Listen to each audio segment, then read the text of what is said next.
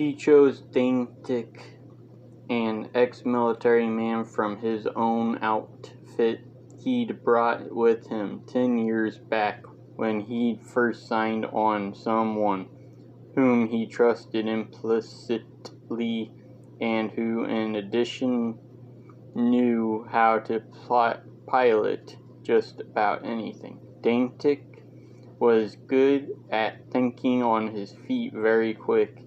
He also had no compunctions about doing something questionable, as long as Tanner was the one asking. But he'd also been known to be a little too quick to resort to violence if something went wrong. Something had happened to Daintic during the moon skirmishes, something that had left his eyes steady but flat, as if nobody was home inside. Tanner wasn't sure what it was. He's not a bad guy, Tanner told himself the few times Daintic had done something that he found hard to accept even with his own fairly lax morals. He just doesn't see things the way I do. And then, as an afterthought, he would often find himself thinking, I'm not a bad guy either. Tanner sighed. Bad guys or not, both he and Daintic would do what they felt in their own way they had to do.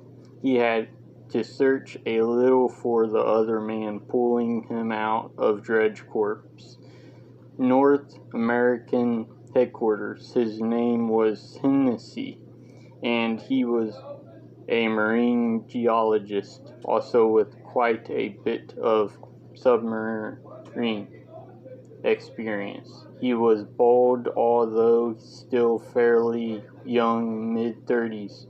He was also well respected, and if he was already with Dredge Corp, that probably meant he wouldn't object strongly to something a hair outside the law. But the colonel's question about Altman was still nagging at him. If push came to shove and Hennessy realized the full extent of what they were doing, would he bend or break? No way to tell, Tanner thought, but thought he was more likely to go with the flow than to protest or try to stop them. Tanner made arguments through President Small, got Hennessy on the next flight south.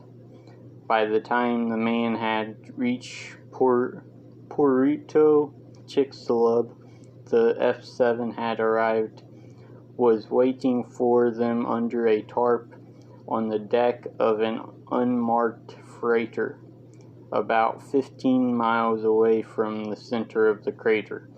Though a rusty hulk on the outside, the freighter was retrofitted with state-of-the-art equipment inside. It was crewed by either military or ex-military. They didn't wear regulation uniforms, but their training was clear from the tight economy of their movements, their meticulous haircuts, and the way they snapped to obey an order. Should we be careful what we say around the crew? Tanner asked the colonel over the vid-link-up. You should be careful what you say around anybody, said the colonel, and then showed his teeth in a way that Tanner guessed might be a smile. Definitely a carnivore, Tanner thought. Then the colonel's lips slid over his teeth again, and he said, don't say more than you have to. The F-7 was a base skillif, a prototype drilling module, something made to descend to great depths and then bore quickly down through solid rock. Hennessy responded to it like a kid waking up on Christmas morning to find a pony waiting downstairs.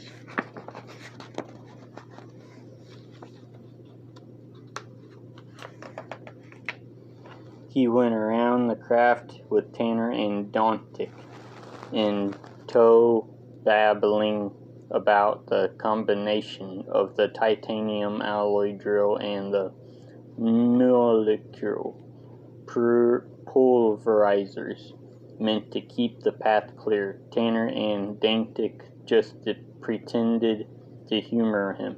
"Don't tell me we're going down to Chicxulub," said Hennessy, excited. "I've always wanted to go there. What are we looking for?" "You'll know soon enough," thought Tanner grimly. "Just a few dives," he said, as casual as possible. "Just something to run the F7 through its paces routine."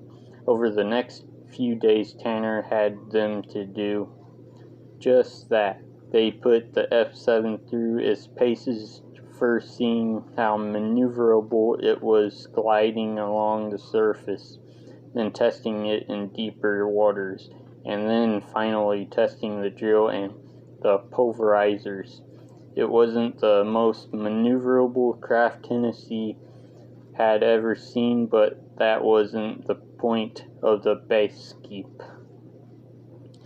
It had to be solid and able to withstand tremendous pressure when it dived deep on the surface. It bobbed drunkenly along, slowly tacking in the direction it wanted to go.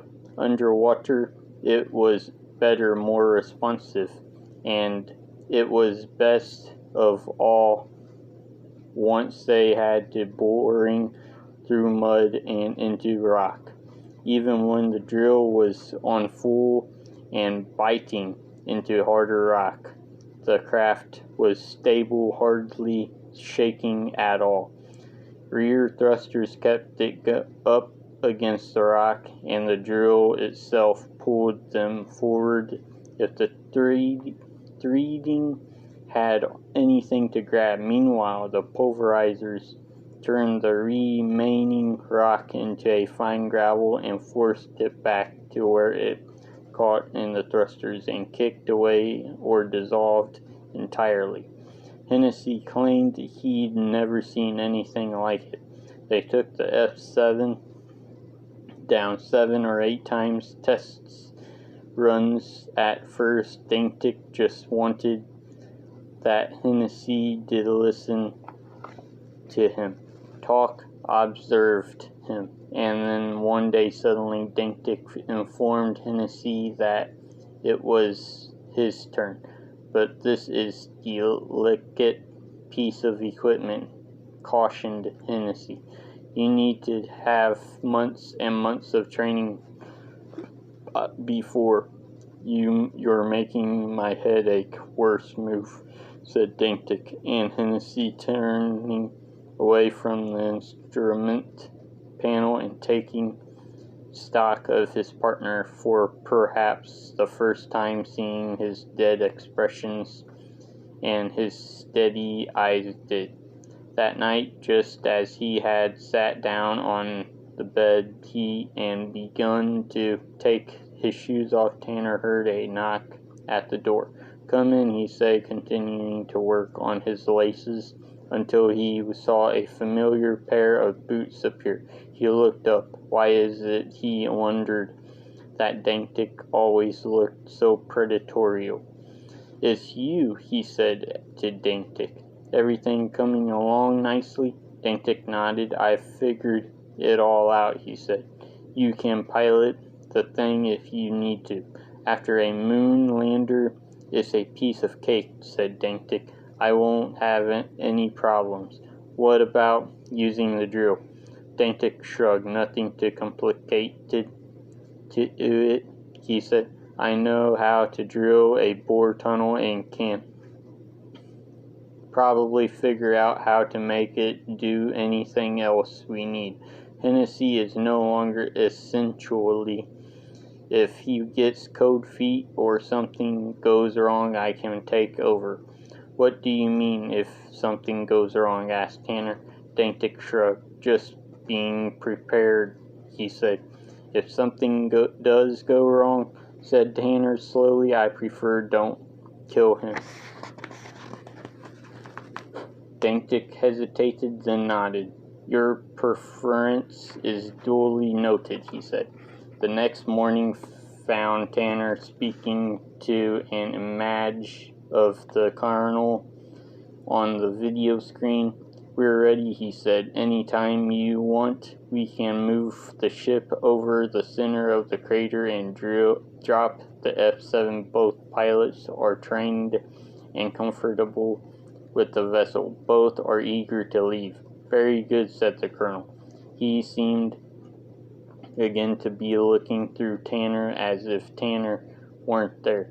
Move the freighter into position tonight, he said. Tonight? Weigh anchor just before dusk. I want you in position by 2100 hours and ready to go by 2200 hours. No need to tell your two pilots anything or do anything to make them suspect or get word back to someone if you're wrong. And they're spies. Just wake them up and get them on board in time to drop the F-7 well before midnight. Yes, sir, said Tanner. The colonel reached out to disconnect the link, then stopped. You look tired, Tanner, he said. Everything all right? I'm fine, sir, said Tanner. Just a little headache. I've been having trouble sleeping, but nothing to worry about. Tomorrow may be a historic moment, the colonel speculated. Yes, said Tanner. What do you think is down here? Tanner had been wondering the same thing for days now. How could something seemingly man-made end up at the bottom of the crater, buried under miles of rock? I don't know, he said.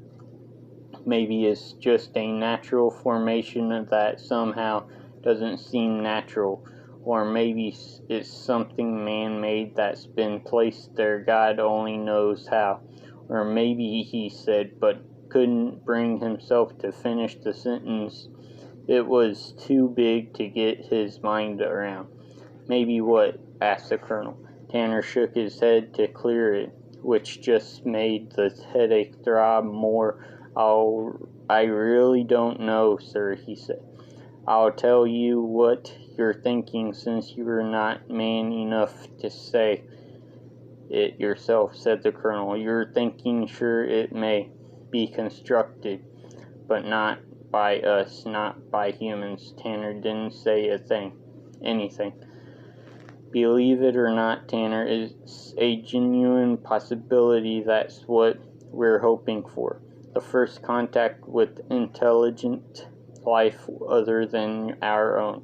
It made Tanner dizzy to think about it, even scared him a little.